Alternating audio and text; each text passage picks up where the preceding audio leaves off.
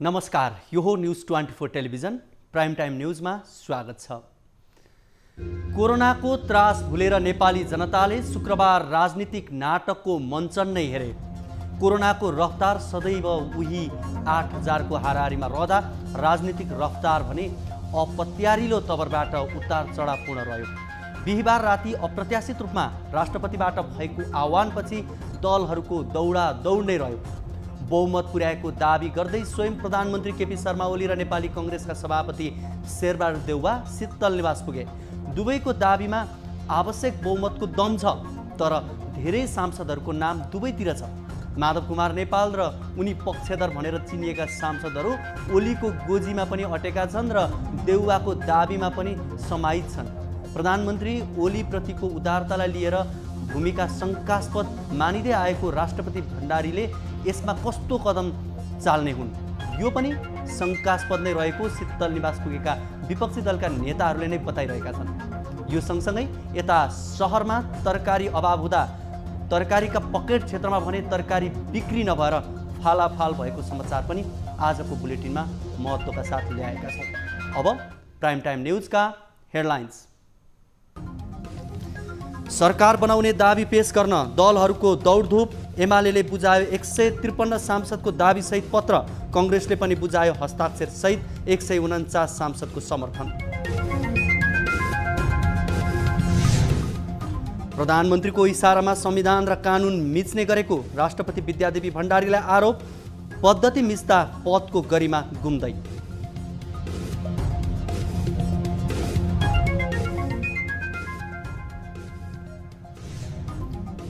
सहमति जुटाउन गठित एमाले कार्यदलमा विवाद। कांग्रेस सभापति देउवालाई समर्थन गरेर माधव समूहले लोकतन्त्रको उपहास गरेको ओली पक्षको आरोप।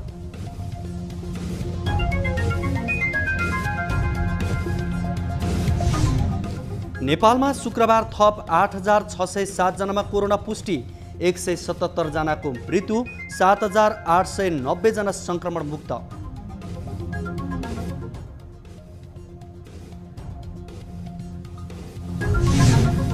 र राजनीतिक सङ्कट कायम रहँदा बजेट ल्याउने समय घर्किँदै जेठ 15 गते ल्याउनु पर्ने बजेट अलमलमा।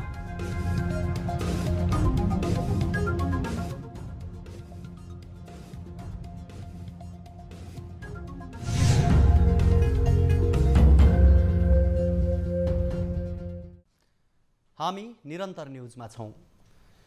राष्ट्रपति विद्यादेवी भण्डारीले संविधानको धारा 76 को उपधारा 5 बमोजिम सरकार बनाउन आह्वान गरेपछि सत्तारूढ नेकपा एमाले र प्रमुख प्रतिपक्ष नेपाली कांग्रेस आफ्नो बहुमत रहेको भन्दै दावी गरेका छन्। नेकपा एमाले संसदीय दलका नेता केपी शर्मा ओलीले 153 जना सांसदको आफूलाई समर्थन रहेको जानकारी सहित राष्ट्रपति समक्ष प्रधानमन्त्रीका लागि दावी पेश गर्नुभएको छ। उहाँले शुक्रबार विपक्षी गठबन्धनका नेताहरू पुग्नुभन्दा केही बेर पहिला शीतल निवास पुगेका एमाले 121 र जनता समाजवादी पार्टी जसपाका 32 सांसदहरूको समर्थन रहेको दावी पेश गर्नुभएको थियो। यस्तै प्रधानमन्त्री ओलीका प्रमुख राजनीतिक सल्लाहकार विष्णु रिमालले पनि ओलीले प्रधानमन्त्रीमा दावी गरेको भन्दै ट्विट गर्नुभएको छ। प्रधानमन्त्री ओलीले संविधानको धारा 76 को उपधारा 5 बमोजिम प्रधानमन्त्री पदका लागि दावी गर्नुभएको छ। दावी पत्रमा जसपाको तर्फबाट अध्यक्ष महन्त ठाकुर तथा संसदीय दलका नेता राजेन्द्र महतो र एमालेका अध्यक्ष एवं दलका नेता केपी शर्मा ओलीले हस्ताक्षर गर्नुभएको दावी गरिएको छ। त्यसपछि विपक्षी दलहरूका तर्फबाट कांग्रेस सभापति शेरबहादुर देउवालाई प्रधानमन्त्री बनाउन माग गर्दै 149 सांसदको हस्ताक्षर सहित राष्ट्रपति निवास पुगेका विपक्षी गठबन्धनका नेताहरू पत्र दर्ता गर्नुभएको छ। कांग्रेस प्रमुख सचेतक बालकृष्ण खाँडले पनि पत्र दर्ता गरेर निस्किनु भएको बताउनुभयो।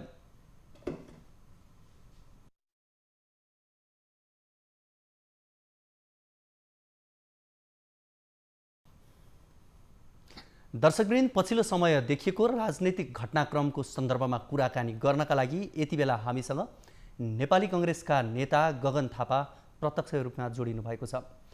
गगनजी, यहाँलाई स्वागत छ। हजुर, धन्यवाद। हजुर, राष्ट्रपति विद्यादेवी भण्डारीले नयाँ सरकार गठनका लागि आह्वान गरेको विज्ञप्ति बिहिबार राति 7:56 मा राष्ट्रपति कार्यालयको वेबसाइटमा अपलोड भयो। यो आह्वान जारी भएकोले मात्र होइन, राति आह्वान भएकोले मात्रै होइन, दलहरूलाई तोकिएको समयको हिसाबले पनि यसले छापामार शैलीको विशेषता देखियो भनेर भनियो। आखिर राष्ट्रपतिले यसरी छापामार शैलीमै आह्वान गर्नुपर्ने कारण चाहिँ के हो जस्तो लाग्छ? यसलाई एउटा घटनामा मात्रै हामीले अलग्गै विश्लेषण गऱ्यौँ भने हामी सही निष्कर्षमा पुग्दैनौँ। प्रधानमन्त्रीजीले लगातार संविधानलाई धुजा पार्ने, संविधानको बरखिलाफ एकपछि अर्को निर्णय गर्दै आउनु भएको छ। ती सबै निर्णयहरू गर्नका निम्ति राष्ट्रपतिले साथ दिनुभएको मात्र होइन, राष्ट्रपतिले ताकत दिनुभएको छ। राष्ट्रपति र प्रधानमन्त्रीको एउटा गिरोह जस्तो छ।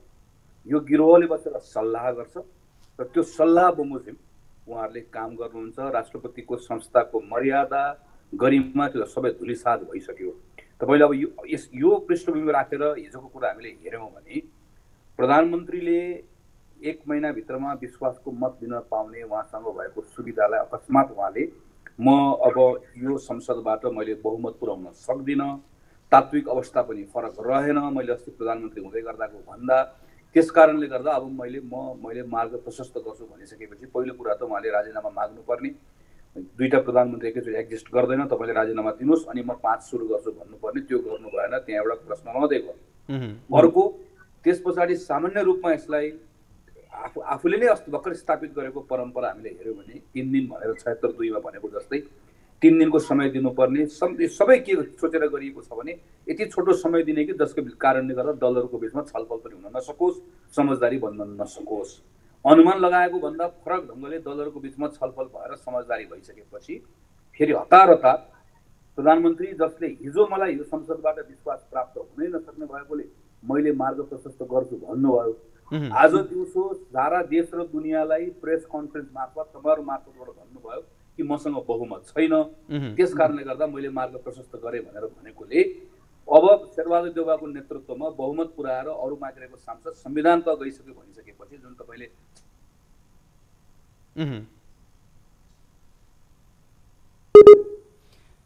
हामी नेपाली कङ्ग्रेसका नेता गगन थापासँग कुराकानी गरिरहेका छौँ र पछिल्लो समय राजनैतिक उतार चढावका सन्दर्भमा रहेर कुराकानी गरेका हौँ। गगनजी, अब विशेष गरी आज हेर्ने हो भने 153 जना सांसदहरू आफ्नो समर्थन रहेको भनेर दाबीसहित यहाँहरूको तर्फबाट जानुभएको, प्रधानमन्त्री ओलीका तर्फबाट जानुभएको छ भने यहाँहरूको तर्फबाट 149 सांसदहरूको हस्ताक्षर लिएर जानुभएको छ। अब कसरी अगाडि बढ्ला प्रक्रिया? यसरी भयो, यसरी कुरा गरौँ न। 153 जना सांसदको समर्थन भएको भए हिजो राति के गरेको त?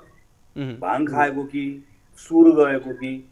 अनि हिजो राति मसँग विश्वास गर्ने मान्छे भएन भनेर लगेर किन लगेर बुझाएको त? 76-3बाट नियुक्त भएको प्रधानमन्त्रीले विश्वासको मत लिएर त्यो 153 जनाको विश्वास प्राप्त गरेर प्रधानमन्त्री भएको भए नेपाली कङ्ग्रेसको शेरबहादुर देउवा प्रधानमन्त्री बन्ने इच्छा होला नहोला, कहाँ जाने प्रधानमन्त्री बन्नलाई? हामीसँग कहाँबाट सङ्ख्या हुने? हिजो राष्ट्रपति प्रधानमन्त्रीले ल है मसँग बहुमत पुर्याउन सकिन भनेर अरू कोही बहुमत पुर्याउने मान्छे छ भनेर मागेको त प्रधानमन्त्रीले भनेर राष्ट्रपतिले मागेको होइन। त्यो 153 भन्ने कहाँबाट आयो? 153 थियो भने किन लगेको यो पार्टी? यस्तो यो संविधानसँग पनि यति धेरै झालझेल कृत्यको पनि एउटा सीमा हुन्छ। यति धेरै मिलेर दुईटाको ज्ञान जस्तो भएर एकपछि अर्को यो हामीले त यो कतिपय सन्दर्भमा चलचित्रमा हेरेको जस्तो खलपात्रहरूले गर्ने जस्तो भूमिका राष्ट्रपति र प्रधानमन्त्री बारम्बार भयो। अब जम्मा अरू केही पनि कुरा छैन। अब राष्ट्रपतिजीलाई एउटा अन्तिम मौका पाउनु भएको छ। एकपछि अर्को प्रधानमन्त्रीले गर्नुभएको अपराधको सबै साझेदार उहाँ पनि हुनुभएको छ। अन्तिम मौका छ। यो मौकामा उहाँले सच्याउनु भयो भने अगाडिका अनेकन खतहरू माफ गरेर अगाडि बढ्नुपर्ने हुन्छ। यो मौकामा फेरि जुन कुरा उहाँले गर्दै आउनुभयो त्यो गर्नुभयो भनेदेखि भने त्यसको परिणाम के हुन्छ म भन्न सक्दिनँ। तर त्यसको परिणाम यो दुईटै उहाँहरूले सोचेको जस्तो जालजेल गरेर अब फेरि चाहिँ कति साथीहरू अनुमान लगाइरहेका छन् नि अब फेरि चाहिँ केपी ओलीलाई प्रधानमन्त्री घोषणा कहाँबाट घोषणा गर्ने, के को आधारमा घोषणा गर्ने? गगनजी अब यहाँको इसारा हिजो पनि यहाँले भनिसक्नु भएको छ। यहाँले राष्ट्रपतिमाथि महाअभियोग लगाउनुपर्छ भन्ने पनि भन्दै आउनुभएको छ। यहाँ लगायत अन्य नेताहरूले पनि भन्नुभएको छ। प्रधानमन्त्रीको सिफारिस जे राष्ट्रपति कहाँ जान्छ त्यो राष्ट्रपतिले सदर गर्ने हो भनिन्छ। अनि राष्ट्रपतिमाथिको आक्रोश किन भन्ने पनि एउटा प्रश्न। अर्को चाहिँ बहुमतको सरकार त बनाउन धौधौ भएको बेला महाअभियोग पास हुन्छ त्यति सजिलै? यस्तो हेर्नुहोस्, कतिपय कुराहरू हामीले आफूले प्रारम्भ गर्ने हो, परिणाम त्यसको आउँछ आउँदैन प्रयास गर्ने हो। राष्ट्रपतिलाई को यो बेलामा पनि राष्ट्रपतिको संस्थाले तपाईँले जुन कुरा भन्नुभयो, प्रधानमन्त्रीले संविधानभित्र रहेर गरेका कुराहरूलाई राष्ट्रपतिले त्यसभित्र प्रधानमन्त्रीले भनेको कुरा संविधान सम्मत भएको कुरालाई राष्ट्रपतिले मान्ने हो। प्रधानमन्त्रीले गर्ने एकपछि अर्को असंवैधानिक काममा कदममा राष्ट्रपति गिरोहको सदस्य जस्तो साझेदार बन्ने कुरा हाम्रो संविधानले कल्पना गरेको होइन। हामी पटक पटक जहिले आज प्रधानमन्त्रीले दिउँसो प्रेस कन्फरेन्समा भन्नुभएको जस्तै प्रधानमन्त्रीले गरेको काममा राष्ट्रपतिले गरेका संविधानभित्र बसेर गरेको काममा राष्ट्रपतिले त्यहाँभित्र कुनै प्रश्न नगर्ने, राष्ट्रपतिले आफ्नो संविधानले दिएको भूमिका निर्वाह गर्ने। तर प्रधानमन्त्रीले संविधान गरेको असंवैधानिक कदममा सबै कुरामा राष्ट्रपति सँगसँगै सहभागी हुने। आज हेर्नुहोस् त ल, आज हिजो प्रधानमन्त्रीसँग राजीनामा माग्नु पर्ने, राजीनामा माग्नुहुन्न। आज हिजो मात्र तपाईँले बहुमत आज प्रश्न छ नि, आज त माधव नेपाल, उपेन्द्र यादव ती गएर उभिएर हामीहरू हो हस्ताक्षर गरेर आएको भनेर भनिसके पछाडि फेरि यसमा हस्ताक्षर हो कि होइन, फेरि यो प्रक्रियाको बारेमा मैले सोधखोज गर्छु भनेर जुन एकपछि अर्को हेरौँ न, हामी राष्ट्रपतिले गरेका कामहरू एकपछि अर्को हामीले हेऱ्यौँ भने यो कुनै आग्रहको आधारमा राष्ट्रपतिमाथि पोखिएको आक्रोश होइन के, यो राष्ट्रपतिको संस्थाको गरिमा र मर्यादा उहाँले नजोगाइदिनु भएकोले यस कारणले गर्दाखेरि आएको आक्रोश। हुन्छ, धन्यवाद गगनजी यो समय र संवादको लागि। उहाँ हुन्थ्यो नेपाली कङ्ग्रेसका नेता गगन थापा। हामी निरन्तर न्युजमा छौँ। चर्को आलोचनाको निशानामा परे पनि राष्ट्रपति विद्यादेवी भण्डारी प्रधानमन्त्री केपी शर्मा ओलीको स्वार्थी सारथी बन्ने गरेको टिप्पणी हुँदै आएको छ। संविधानले दिएको सर्वोच्च र अभिभावकीय भूमिका बिर्सेर एमालेमा रहँदा पूर्व सहकर्मी प्रधानमन्त्री ओलीको प्रत्येक असंवैधानिक चाहनामा साथ दिने गरेको भन्दै शीतल निवास बेला बेला विवादमा तानिँदै आएको छ। आखिर किन राष्ट्रपतिमाथि आलोचना भइरहेको छ त? हेरौँ यो एक रिपोर्ट। नयाँ सरकार गठनको रस्साकस्सी चलिरहेको बेला राष्ट्रपति विद्यादेवी भण्डारी एकपछि अर्को विवादमा पर्दै आएकी छन्। संविधानको धारा 76(3) को प्रधानमन्त्रीमा ओली बहाल रहँदा नै 76(5) को प्रधानमन्त्रीका लागि आह्वान गरेपछि उनको भूमिकालाई लिएर सर्वत्र आलोचना भएको छ। पुस 5 गते प्रतिनिधि सभा विघटन गर्ने मन्त्री परिषदको सिफारिसको मसी सुक्न नपाउँदै तत्काल कार्यान्वयन गरेर विवादमा परेकी भण्डारी यसपटक जम्मा जम्मी 21 घण्टाको समय दिएर नयाँ प्रधानमन्त्रीका लागि दाबी पेश गर्न सूचना जारी गरेपछि उनलाई संविधान मिचेको भन्दै महाअभियोग लगाउनुपर्ने आवाज बलियो गरी उठेको छ। संविधान र संसद समाप्त गर्ने प्रधानमन्त्रीको पछिल्लो कदममा राष्ट्रपति सारथी बनेको विपक्षी दलको गम्भीर आरोप छ। प्रधानमन्त्री र राष्ट्रपति मिलेर नेपालको संविधानमाथि घोर जालसाजी गरेका छन् र नेपाली काङ्ग्रेसले यसको कन्डेम गरेको छ र हामी यसमा आवश्यक कारबाही गर्न हामी अगाडि बढ्छौँ। प्रधानमन्त्रीको रूपमा ओलीलाई पुनः नियुक्ति गर्दाको उनको हाँसो पनि स्वाभाविक नभएको टिप्पणी भयो। एमाले भित्र विवाद हुँदा मिलाउने अग्रता होस् वा नेकपा विभाजनको बेला उनको अस्वाभाविक चासो प्रश्नको घेरामा पर्यो। एकपटक विवादमा परेर खारेज भइसकेको संवैधानिक परिषदको काम कर्तव्य अधिकार र कार्यविधि सम्बन्धी पहिलो संशोधन अध्यादेश 7.5 महिनापछि उनले पुनः जारी गरिन्। प्रधानमन्त्रीले लिएको शपथ संविधान सम्मत नभएको भन्दै सर्वोच्च अदालतमा मुद्दा विचाराधीन थियो। उनले बिहिबार मात्रै शपथ सम्बन्धी अध्यादेश जारी गरिदिन्। प्रधानमन्त्री ओलीको चाहनामा अघिल्लो वर्ष कोरोनाकै कहरका बीच राजनीतिक दल सम्बन्धी ऐन 2073लाई संशोधन गर्ने अध्यादेश जारी गरिदिएकी थिइन्। संविधानविदहरू राष्ट्रपतिको व्यवहारलाई लिएर कानुन र संविधान मिच्ने संशय रहँदै आएको बताउँछन्। प्रधानमन्त्रीले जति सिफारिस गर्नुहुन्छ सिफारिस अनुसार नै राष्ट्रपति चल्ने हो भन्ने संवैधानिक मान्यता हुन्छ। तर राष्ट्रपति यसरी चल्ने भन्नाले संवैधानिक मान्यता संवैधानिक राष्ट्रपतिले चाहिँ ठ्याक्कै प्रधानमन्त्रीले गरेको सिफारिस अनुसार नै लाछाप लगाउने भन्ने होइन। यसको अर्थ संवैधानिक राष्ट्रपतिको के कर्तव्य हुन्छ भन्दाखेरि संवैधानिक राष्ट्रपति भनेको एउटा राष्ट्रको सिम्बल अफ नेसन हो, एउटा इन्स्टिट्युसन हो, एउटा संस्था हो र उसले चाहिँ संविधानको पालक पनि भएको हुनाले कमा पनि पालन गर्नुपर्ने हुन्छ। कमा पनि कहीँ कतै उल्लङ्घन हुन्छ कि भन्ने कुरो ख्याल गर्नुपर्ने हुन्छ। राष्ट्रपतिले गरेको प्रतिनिधि सभा विघटन असंवैधानिक ठहर भयो। उनले जारी गरेका संवैधानिक परिषद सम्बन्धीका अध्यादेश लगायत थुप्रै मुद्दामा राष्ट्रपति कार्यालय मुछिएको छ। संसदलाई बन्धक बनाएर अध्यादेशबाट शासन सञ्चालन गर्न खोज्ने प्रधानमन्त्री ओलीको अलोकतान्त्रिक चाहनालाई राष्ट्रपतिले साथ दिएको विपक्षी नेताहरूले संसदमै पनि पटक पटक आलोचना गरेका छन्। अहिले पुनः बहुमत पुग्नेलाई प्रधानमन्त्री दाबी गर्न गरेको आह्वान अनुसार केपी ओलीले आफ्नो जसपाका महन्त ठाकुर र राजेन्द्र महतोको हस्ताक्षर बुझाउँदै 153 सांसद आफूसँग रहेको दाबी पेश गरेका छन् भने शेरबहादुर देउवाले 149 सांसदको हस्ताक्षर बुझाएका छन्। दुवैजनाको दाबी पेश भएपछि राष्ट्रपति कार्यालय अनिर्णित छ। कुन दाबीलाई राष्ट्रपतिले आधिकारिकता दिनेछिन् त्यसबाट देशले नयाँ प्रधानमन्त्री त पाउँछ नै, राष्ट्रपतिको नियतको पनि परीक्षा हुने जानकारहरू बताउँछन्। राष्ट्रको अभिभावकको गतिविधिले संस्थाको गरिमामाथि नै प्रश्न खडा हुनु भने पक्कै पनि स्वाभाविक हुने छैन। नेकपा एमालेको विवाद मिलाउन गठित कार्यदलको वार्ता बिना निष्कर्ष टुङ्गिएको छ। वार्तामा अध्यक्ष केपी शर्मा ओलीका तर्फबाट सदस्य रहेकाहरूले शेरबहादुर देउवालाई प्रधानमन्त्री बनाउन हस्ताक्षर गरेको बारे प्रश्न गरेका थिए। करिब 1.5 घण्टाको छलफल पार्टीको अध्यक्षलाई प्रधानमन्त्रीबाट हटाउन आफ्नै सांसदले हस्ताक्षर गरेको कुरा उठेपछि त्यसमै केन्द्रित रहेको थियो।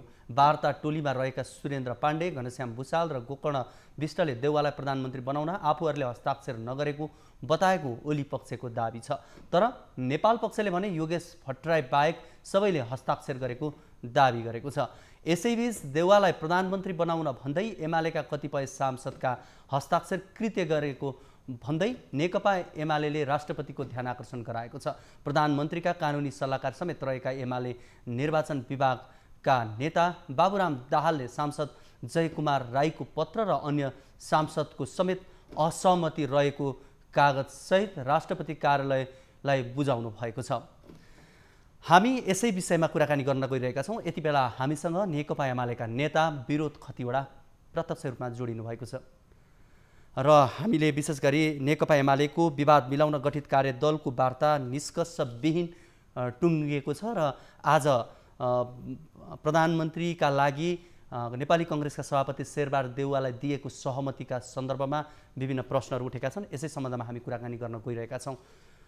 हामीसँग नेकपा एमालेका नेता विरोध खतिवडा जोडिने प्रयासमा हुनुहुन्छ। उहाँसँग हामी कुराकानी गर्छौँ र प्रधानमन्त्रीका कानुनी सल्लाहकार समेत रहेका निर्वाचन विभागका नेता बाबुराम भट्टराईले पनि केही सांसदहरूले असहमति पत्र पठाएको भनेर बताउनु भएको छ। यति बेला विरोध खतिवडा हामीसँग प्रत्यक्ष रूपमा जोडिसक्नु भएको छ। विरोधजी, यहाँलाई स्वागत छ। हजुर, धन्यवाद।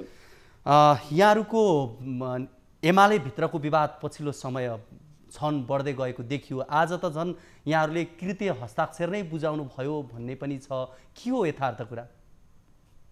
यो साइबर स्याल भन्ने कुरो तपाईँले धेरै अगाडि सुन्नु भएको छ। धरानको हाम्रो माननीय राईजीको हस्ताक्षर बुझाउँदा उहाँको बुझाएकै छैन। बुझाएको चाहिँ नबुझाएको कुरोलाई उहाँले प्रोपगन्डा गर्नु केही नपाएर हो यस्ता यस्ता फटा कुराहरूको त्यो साध्य पनि चल्दैन। भनेको सुनसरी क्षेत्र नम्बर 1 का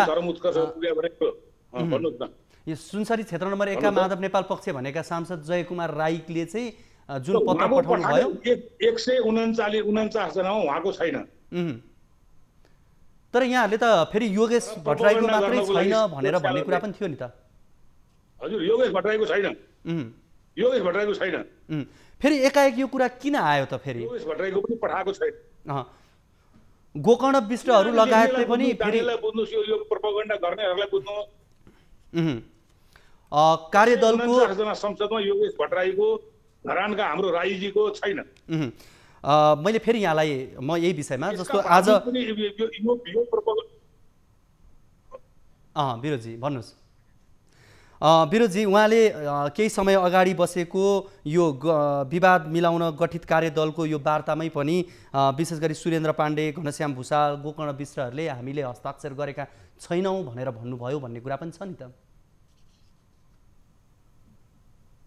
यो बेकारको कुरो। लेखा समितिको बैठकमा उहाँहरू सहित म सबै लेखा समितिको हलमा हाइवे बैठकमा भने मैले गल्ती गरेँ। सिंहदरबारको लेखा समितिको हलमा हामी सबै सामूहिक बसेर यो निर्णयमा पुगेर निक्लेका हौँ। त्यसपछिको हकमा म उहाँहरूको विषयमा टिप्पणी गर्न चाहन्न। यो मिडियामा आएका कुरासँग, यो अनलाइनमा आएका कुरासँग भरमा म बोल्दिनँ। त्यसकारणले हामी सामूहिक बसेर निर्णय गरेका हौँ, यति मात्रै म भन्छु। भनेको उहाँहरूले यो कुरा बोल्नु भएको छैन, उहाँहरूले हस्ताक्षर गर्नुभएको छ, यसलाई प्रोपोगेन्डा मात्रै बनाउने प्रयास भएको भन्ने यहाँको कुरा हो। एक दिन अगाडि मसँग भोट छैन, म विश्वासको मत दिन सक्दिनँ, 76 अनुसारको मसँग संसद छैनन्, त्यसकारणले चाहिँ नि 5 मा जाउँ भन्ने प्रधानमन्त्री 24 घण्टा नपुग्दै बहुमत होइन उस्तै परे 2/3 मत 153 को सपोर्ट लिएर जानुभयो। कतिजनाको भन्दा 2 जनाको सही लिएर 153 को दाबी लिएर जानुभयो, तर सही चाहिँ कतिजनाको 2 जनाको। हामी 149 जनाको व्यक्तिको दस्तखत लिएर गयौँ। विरोधजी, अब अहिले जसरी यो विवाद आयो, अर्कोतर्फ आज प्रधानमन्त्रीले यहाँहरूलाई पनि भन्नुभयो पार्टीभित्रै बसेर लोकतन्त्रमा पार्टीभित्र यो गद्दारीको एउटा नमुना हो भने जस्तो तरिका आशयले उहाँले बोल्नुभयो, के भन्नुहुन्छ? अनि प्रजातन्त्रमा लोकतन्त्रमा पार्टी सिस्टममा पार्टीभित्रका मान्छेलाई चाहिँ नि लात हानेर बस्या चाहिँ यो सिस्टम चाहिँ के हो? पार्टी भनेको त सामूहिक व्यक्ति मिलेर अनेकौं व्यक्ति मिलेर बनेको लाखौंको पार्टी। एकजना मान्छे घटनाक्रमले कुनै पदमा पुग्यो भनेपछि बाँकी सबैलाई लात हान्न पाउने सिस्टम भनेको चाहिँ यो कुन सिस्टम हो? यो अब सिस्टम खोज्नेले सिस्टममा हिँड्न पनि पर्यो। विरोधजी, अब त्यसो हो भनेदेखि त अब आज 53 भोट 153 भोट लिएर जाने तपाईहरुको पार्टी अध्यक्ष केपी शर्मा ओली, संसदीय दलको नेता पनि केपी ओली, अब त तपाईहरुलाई कारबाही हुने भयो नि त। अनि कारबाही भइसक्यो होला मेरो विचारमा, ढिलो किन गरेको? मेरो विचारमा कारबाही भइसक्यो, तपाईले सोध्न ढिलो गर्नुभयो। हामीले अहिले कारबाही खोजे होइन, उहिले नै खोजेको। किन भन्दा त्यो नाक र टाउकोमा बसिरहने त्यो हरियो झिँगा न निद्रा पर्न दिनु न सुत्न दिनु भनेपछि अब एमाले फुट्यो भनेर बुझ्दा हुन्छ? म त्यसरी पनि भन्दिनँ एमाले फुट्दैन नि। एमालेको कार्यकर्ता मतदाता बाँकी नै छन् नि। अहिले दिमाग भएका मान्छे छन्, पढे लेखेका मान्छे छन्, सबै चिज दासै बन्छु भन्ने मान्छे त मलाई लाग्छ कमै होला नि त। न त यत्रो स्वतन्त्रताको लागि किन लडाएको? राणा शासन माने भए हुन्थ्यो, राजालाई माने भए हुन्थ्यो। अब यो 153 र 149 को अब यो आफ्नो दाबी छ, कसरी अगाडि बढ्ला? हजुर, यहाँहरूले 153 र 149 को जुन दाबी छ अहिले पछिल्लो समय देखिएको 153 होइन भने 153 2 जना हो जम्मा, महन्त ठाकुर र केपी ओली। त्यहाँ गएर सही हेर्नुहोस्, हाम्रो 149 जनाको औपचारिक सही हेर्नु। भनेपछि राष्ट्रपतिले तपाईहरुलाई नै साथ दिनुहुन्छ भन्ने हो। अब भनिसकेपछि अब यति बेला त पार्टी अध्यक्ष माधव केपी शर्मा ओलीले त यहाँहरूलाई त पार्टी भित्रको हो भन्ने कुरा पनि त त्यो गन्तीमा पनि त पर्नु भएन नि त यहाँहरू। त्यही त नपरेको हो। यही नै पार्टी राष्ट्रपतिलाई पठाएको पद जय जयकार गर्ने, जिन्दाबाद गर्ने, 2/3 को भोट घट्दै गएर आधाबाट घटेर 1/4बाट घटेर अब जमानत जफ्त पुगिसकेको छ। तै पनि जय जयकार, राजनेता जिन्दाबाद, महान नेता जिन्दाबाद, संविधान मिच्यो जिन्दाबाद, धन्यवाद मिच्यो जिन्दाबाद, धन्यवाद विरोधजी। उहाँ हुनुहुन्थ्यो नेकपा एमालेका नेता विरोध खतिवडा हुनुहुन्थ्यो र हामीले यो पछिल्लो राजनीतिक विषयमा रहेर उहाँसँग कुराकानी गऱ्यौँ। न्युजहरू अझै बाँकी छन्, अहिलेलाई ब्रेक।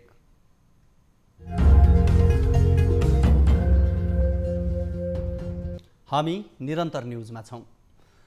प्रधानमन्त्री केपी शर्मा ओली आफूलाई जे बोल्ने त्यही गर्ने नेता भएको दावा गर्छन्, तर शुक्रबार बालुवाटारमा एउटा र शीतल निवासमा पुग्दा ओलीको भिन्न रूप देखियो। एक रिपोर्ट।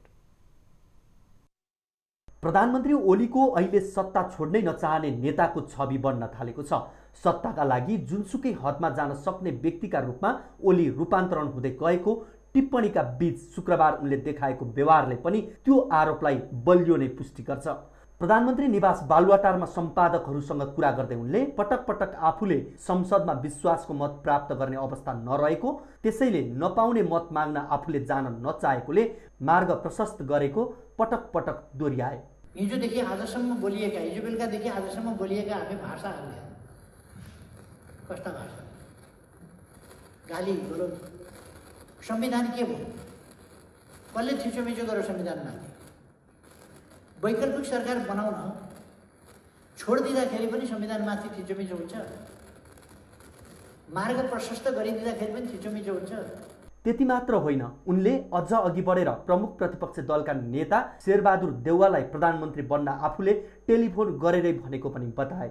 विपक्षीहरूले संसदमा बहुमत पुर्याएर सरकार बनाए आफू शालीन प्रतिपक्षको रूपमा बस्ने भन्दै आफू सत्ताको भोको रहेको भनेर लाग्दै आएको आरोपको स्पष्टीकरण दिने प्रयास गरे। म आग्रह गरिरहेको छु, तपाईहरू मिलेर वैकल्पिक सरकार दिनुहोस् भनिरहेको छु। भाँजो हाल्या छ र त्यहाँ, अनि उहाँहरूलाई दोष नहुने। सरकारको योजना यो छ, सरकारको यो छ दृष्टिकोण, उहाँहरूलाई मिल्न नदिएको, उहाँहरूलाई फुटाएको मैले हो। नेकपा एमाले भित्र जस्तो अरू पार्टीभित्र मैले हात हालेको छ त्यसर्थ मैले त अन्त हात हालेको छैन। ओलीले त्यस्तो बताएको केही बेरमै उनै देउवा 149 सांसदको बहुमत हस्ताक्षर लिएर प्रधानमन्त्रीको दाबी गर्न शीतल निवास पुगे। त्यसअघि नै प्रधानमन्त्री ओली शीतल निवास पुगिसकेका रहेछन्। बालुवाटारमा बहुमत पुर्याउन सकिन मार्ग प्रशस्त गर्छु भनेका ओली केही घण्टामै शीतल निवासमा बहुमत दावा गर्न पुगे। यो घटनाले पनि ओली कुनै पनि हालतमा सरकार छाड्न चाहँदैनन् भन्ने कुरासँगै उनी भित्रको सत्ता महत्त्वाकांक्षा पनि उज्गार भएको जानकारहरू बताउँछन्। न्युज 24 टेलिभिजनका लागि जगन्नाथ दुलालको रिपोर्ट। प्रधानमन्त्रीको अनुरोधमा राष्ट्रपतिले संविधान विपरीत नयाँ सरकार गठन गर्न आह्वान गरेको भन्दै सर्वोच्च अदालतमा 12 वटा रिट पेश भएका छन्। संविधानको धारा 76 को उपधारा 3 बमोजिम प्रधानमन्त्री बनेका केपी शर्मा ओलीले विश्वासको मत लिने प्रक्रिया सुरु नगरी वा राजीनामा नदिई संविधानको धारा 76 को उपधारा 5 बमोजिम नयाँ सरकार गठन प्रक्रिया सुरु गरेको भन्दै सर्वोच्चमा रिट पेश भएका हुन्। प्रधानमन्त्री केपी शर्मा ओली प्रधानमन्त्री तथा मन्त्री परिषदको कार्यालय राष्ट्रपतिको कार्यालयलाई विपक्षी बनाएर रिट पेश भएको बताइएको छ। ती रिट अहिले अध्ययनका क्रममा रहेको बताइएको छ। अधिवक्ताहरू लोकेन्द्र बहादुर ओली, विमल अधिकारी, अजय बुढाथोकी, सन्तोष भण्डारी लगायतले रिट पेश गरेका छन्। नेपालमा शुक्रबार थप 8607 जनामा कोरोना पुष्टि भएको छ। देशभर गरिएको 22353 पीसीआर परीक्षणका क्रममा 8407 र 873 एन्टिजेन परीक्षणका क्रममा 200 जनामा कोरोना पुष्टि भएको स्वास्थ्य मन्त्रालयले जनाएको छ। यो सँगै नेपालमा कोरोना संक्रमितको संख्या 4,97,052 पुगेको छ। त्यस्तै थप 177 जनाले कोरोनाका कारण ज्यान गुमाएका छन्। हालसम्म नेपालमा 6024 जनाले कोरोनाका कारण ज्यान गुमाएका छन्। त्यस्तै 7890 संक्रमित निको भएका छन्। हालसम्म नेपालमा 3,74,836 जना कोरोना मुक्त भएका छन्। हाल नेपालमा 1,16,192 सक्रिय संक्रमित आइसोलेसनमा र 912 जना क्वारेन्टिनमा छन्। हालसम्म नेपालमा 28,78,146 वटा पीसीआर परीक्षण गरिएको मन्त्रालयले जनाएको छ। नेपालमा औषधि उत्पादक सङ्घले कोरोना संक्रमणमा अत्याधिक प्रयोग हुने औषधिको अभाव नरहेको बताएको छ। सङ्घले शुक्रबार प्रेस विज्ञप्ति मार्फत मौजात रहेको औषधिको विवरण समेत सार्वजनिक गर्दै अहिलेसम्म अभाव नरहेको दावी गरेको छ। सङ्घले अनावश्यक रूपमा खरिद गरेर सञ्चित नगर्न पनि आग्रह गरेको छ। सङ्घले कोभिड-19 मा अत्याधिक प्रयोग हुने 13 वटा औषधिको सूचीसहित मौजात विवरण सार्वजनिक गरेको छ। एमोक्सिलिन 500 औषधि हाल 1,20,00,000 मौजात छ। स्वदेशमा 35 वटा उत्पादन कम्पनी रहेको एजिब्रोमाइसिन 500 औषधि 1,40,00,000, सोडाइन फोक्सोट 75,00,000, कफ सिरिफ 60,00,000, त्यस्तै गरी डेक्सामिथासोन ट्याब 50,00,000, त्यस्तै गरी डेक्सामेथासोन 2 ml 4,80,000 कुल मौजात रहेको सङ्घले जनाएको छ। यस्तै डक्सिसाइट्रिक्स 1,20,00,000 र त्यस्तै गरी आइभरमेस्टिन 10,00,000, त्यस्तै गरी मल्टिभिटामिन 2,79,00,000, पारासिटामोल 500 mg 3,25,00,000, त्यसै गरी prednisolone 55,00,000, vitamin B complex 2,45,00,000, vitamin C 2,73,00,000 र जिङ्क 1,90,00,000 कुल मौजात रहेको विवरणमा उल्लेख छ। कोभिड-19 को उपचारमा अत्याधिक प्रयोग हुने औषधिको बजारमा माग धेरै भएको र आन्तरिक ढुवानी अवरोध भएका कारण औषधि सम्बन्धित स्थानमा पुर्याउन ढिलाइ भएको कारण सबै ठाउँमा समयमा पुग्न नसकेको स्वीकार्दै औषधि अभावको हल्ला नफैल्याउन आग्रह गरेको छ। स्वास्थ्य तथा जनसङ्ख्या मन्त्रालयले कोरोना भाइरस पहिचान, निदान र उपचारमा खटिएका स्वास्थ्यकर्मी तथा कर्मचारीलाई जोखिम भत्ता उपलब्ध गराउन विवरण माग गरेको छ। वैशाख 19 गतेको मन्त्री परिषदको निर्णयअनुसार कोभिड उपचारमा प्रत्यक्ष रूपमा खटिएका चिकित्सक, स्वास्थ्यकर्मी र अन्य कर्मचारीहरूलाई 6 महिना तलब स्केलको 50% जोखिम भत्ता उपलब्ध गराउन मन्त्रालयले विवरण गरेको हो। चिकित्सक, स्वास्थ्यकर्मी सहित एम्बुलेन्स चालक, शव व्यवस्थापनमा संलग्न कर्मचारी, सरसफाई र सुरक्षाकर्मीको विवरण व्यवस्थित गर्ने र प्रमाणित अभिलेखका आधारमा भत्ता उपलब्ध गराइने मन्त्रालयले जनाएको छ। त्यसो त गत वर्ष कोरोना महामारीमा पनि फ्रन्टलाइनरलाई जोखिम भत्ता दिने घोषणा भएको थियो, तर फ्रन्टलाइनरले सरकारले घोषणा गरेको भत्ता समयमा नै नपाउँदा स्वास्थ्यकर्मीले आन्दोलनमा नै उत्रिएका थिए।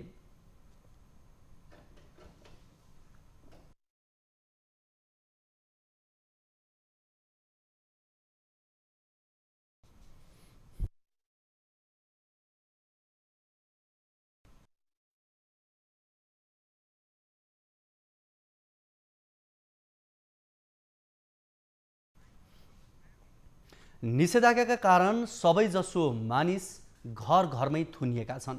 चहल पहल नभएपछि साना ठुला सबै बजारहरू ठप्प छन्। यो बेला विभिन्न सागसब्जीको मौसम पनि हो, तर किसानले आफ्नो कृषिजन्य उत्पादन बजारसम्म पुर्याउन पाउन नसक्दा खेतबारीमै कुहिँदै गएको छ। एक रिपोर्ट। धादिङ जिल्लामा किसानको अवस्था। धादिङ जिल्लामा उत्पादन भएको 14% तरकारीले कालीमाटी तरकारी बजारको माग धान्दै आएको छ, तर अहिले निषेधाज्ञा हुँदा तरकारी खेतमै कुहिन थालेको छ। अहिले काउली, गोलभेडा, सिमी, भेन्टा, लौका र करेला लगायत विभिन्न जातका तरकारी बारीमै कुहिएपछि वर्षभरिको मेहनत खेर गएको किसानको गुनासो छ। चितवन जिल्लामा किसानको अवस्था। यता चितवनको किसानहरूको पीडा पनि त्यस्तै छ। निषेधाज्ञा अघिसम्म चितवनमा दैनिक 3,15,000 लिटर दुध उत्पादन हुने गरेकोमा लकडाउन पश्चात 25% दुध बिक्री हुन समेत धौधौ हुने गरेको किसानहरू बताउँछन्। पहिलो चरणको कोरोनाले थला परेका किसान दोस्रो चरणमा समेत चपेटामा परेका छन्। 25% दुध मात्रै चाहिँ बाहिर गइरहेको, बिक्री वितरण भइरहेको अवस्था छ भने अरू दुधहरू चाहिँ बिक्री वितरण भएको छैन। चितवनमा 110 सहकारी तथा झण्डै 100 वटा डेरी मार्फत दुग्ध व्यवसाय सञ्चालन हुँदै आइरहेको छ। करोडौँको लगानी भएको यस क्षेत्रमा 45 देखि 50,000 किसानहरू यस व्यवसायमा आबद्ध छन्। बर्दिया जिल्लामा किसानको अवस्था।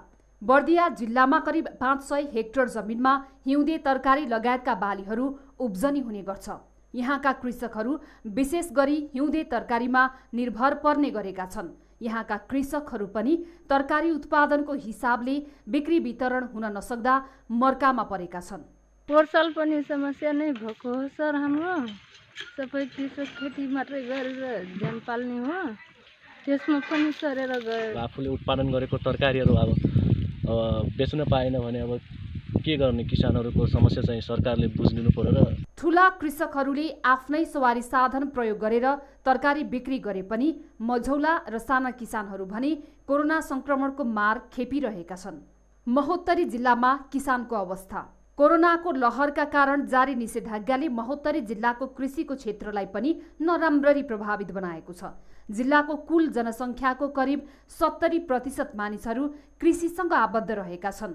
किसानहरू यो समयमा खेतहरूमा व्यस्त हुने गर्थे, तर कोरोनाको कारण जारी निषेधाज्ञाले गर्दा अहिले 40% किसानहरू मात्रै खेतबारीमा काम गर्दै आइरहेका छन्।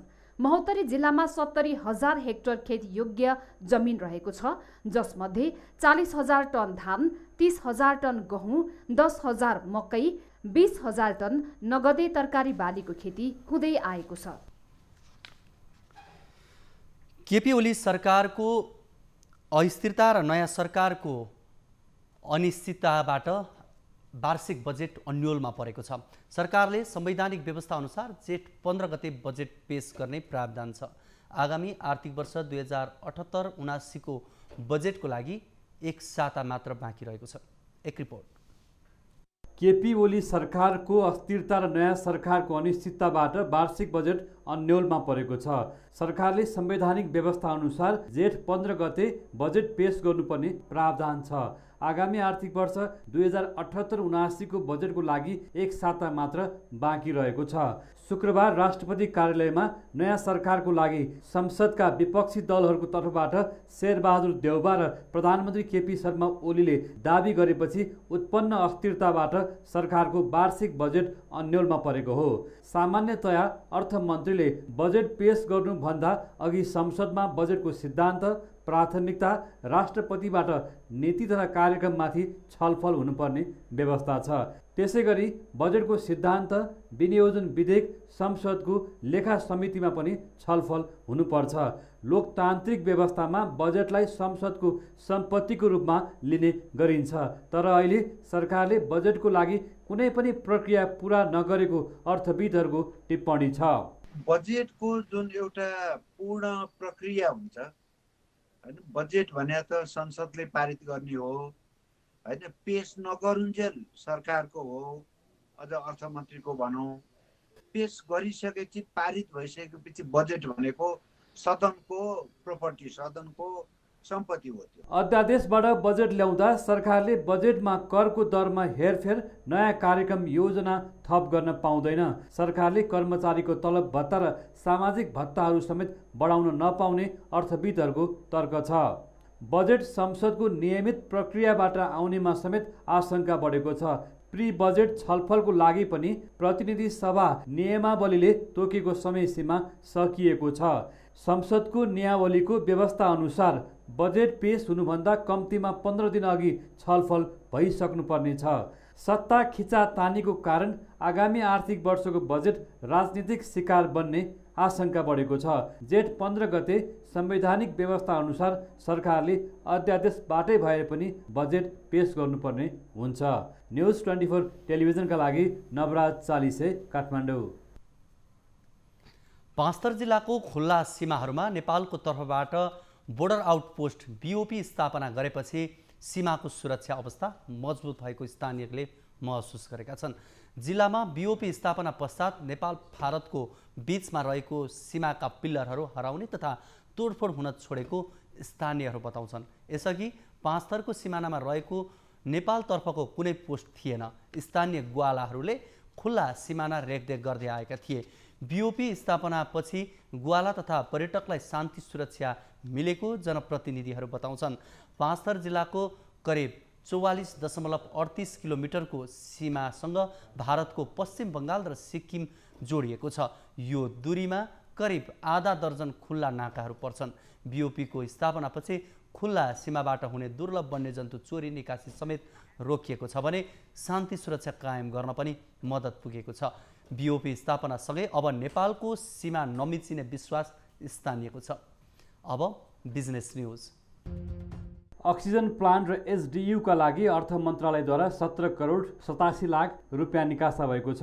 अर्थ मन्त्रालयले 13 वटा अस्पतालमा अक्सिजन प्लान्ट स्थापना तथा SDU जडानका लागि 17 करोड 87 लाख 70 हजार रुपियाँको सहमति दिएको हो। अर्थ मन्त्रालयका अनुसार भक्तपुर क्यान्सर अस्पतालका लागि 2 करोड, कर्णाली स्वास्थ्य विज्ञान प्रतिष्ठान जुम्लाका लागि 5 करोड 12 लाख 70 हजार, चरीकोट अस्पतालका लागि 1 करोड 55 लाख, जिरी अस्पतालका लागि 80 लाख, बाजुरा अस्पतालका लागि 75 लाख, बजाङ अस्पतालका लागि 1 करोड 55 लाख रुपियाँ प्रदान गरिएको छ। यस्तै डोटी अस्पतालका लागि 80 लाख, अछाम अस्पतालका लागि 75 लाख, सोलुखुम्बु अस्पतालका लागि 75 लाख, खोटाङ अस्पतालका लागि 75 लाख, ताप्लेजुङ अस्पतालका लागि 75 लाख, सूर्य विनायक अस्पतालका लागि 75 लाख र मदन भण्डारी अस्पताल तथा ट्रमा सेन्टरका लागि 1 करोड 55 लाख रुपियाँ रहेको छ। अर्थ मन्त्रालयले 26 वटा केन्द्रीय अस्पताल र 9 वटा प्रादेशिक अस्पतालमा भेन्टिलेटर, अक्सिजन प्लान्ट र अक्सिजन ट्याङ्कका लागि 2 अर्ब 95 करोड 20 लाख रुपियाँ सहमति दिएको जनाएको छ।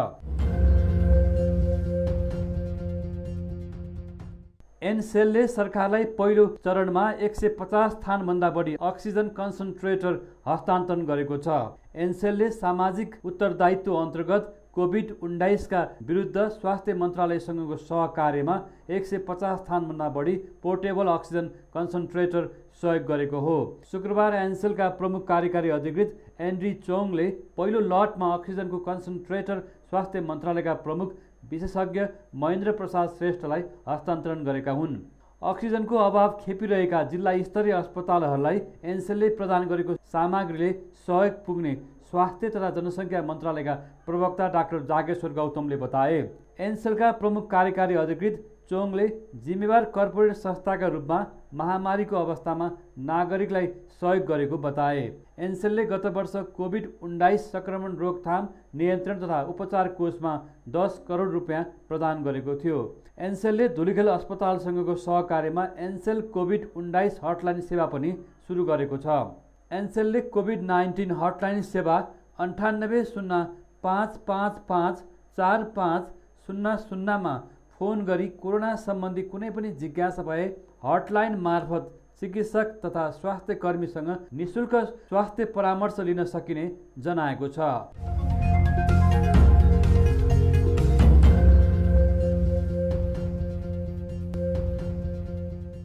हामी निरन्तर न्युजमा छौँ। अब स्पोर्ट्स न्युज।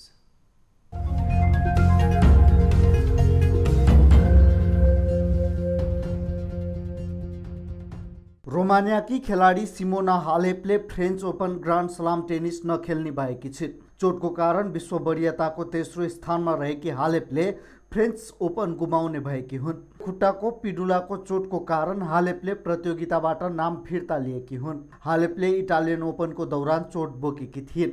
29 वर्षीय हालेपले एक पटक फ्रेन्च ओपन जितेकी छिन्।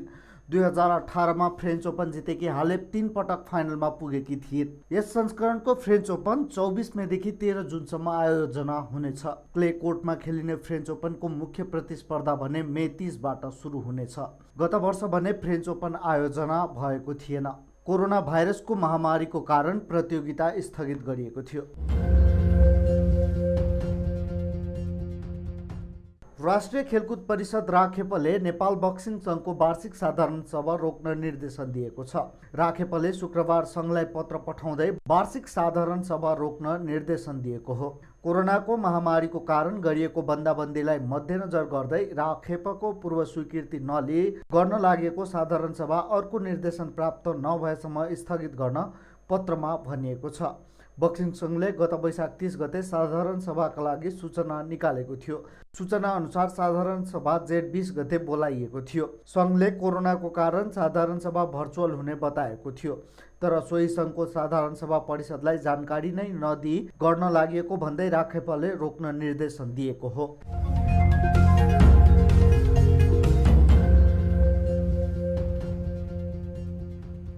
अब इन्टरनेसनल न्युज।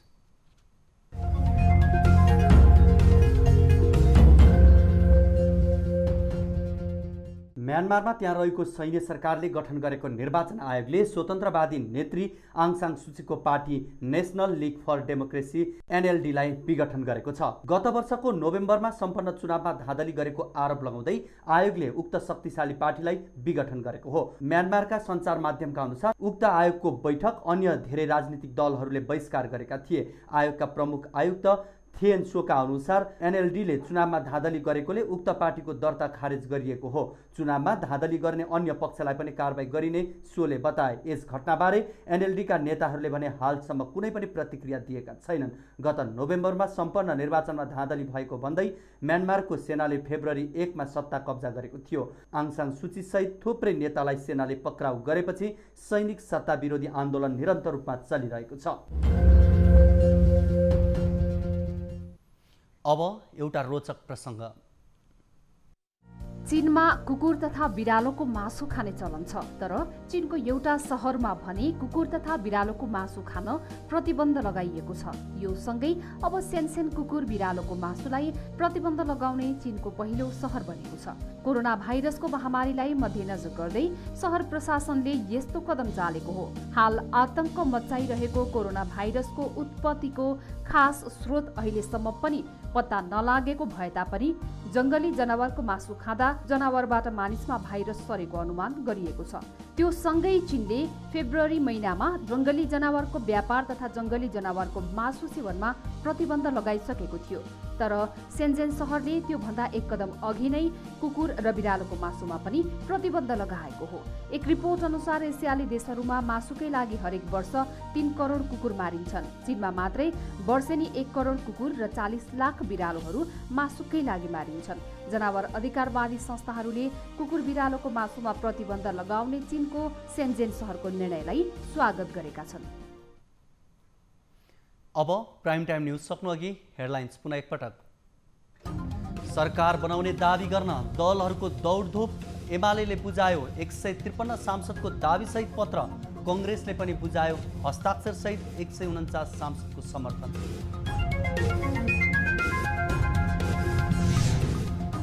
प्रधानमन्त्रीको इशारामा संविधान र कानुन मिच्ने गरेको राष्ट्रपति विद्यादेवी भण्डारीलाई आरोप, पद्धति मिच्दा पदको गरिमा गुम्दै। प्रधानमन्त्री र राष्ट्रपति मिलेर नेपालको संविधानमाथि घोर जालसाजी गरेका छन्। सहमति जुटाउन गठित एमाले कार्यदलमा विवाद, कांग्रेस सभापति देउवालाई समर्थन गरेर माधव समूहले लोकतन्त्रको उपहास गरेको ओली पक्षको आरोप।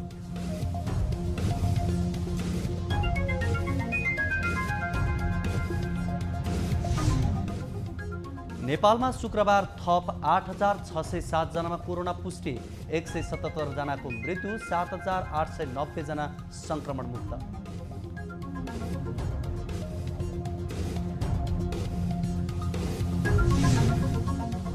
र राजनीतिक संकट कायम रहँदा बजेट ल्याउने समय घर्किँदै जेठ 15 गते ल्याउनु पर्ने बजेट अलमलमा। बजेट भने त संसदले पारित गर्ने हो हैन, पेश नगरुन्जेल सरकारको हो।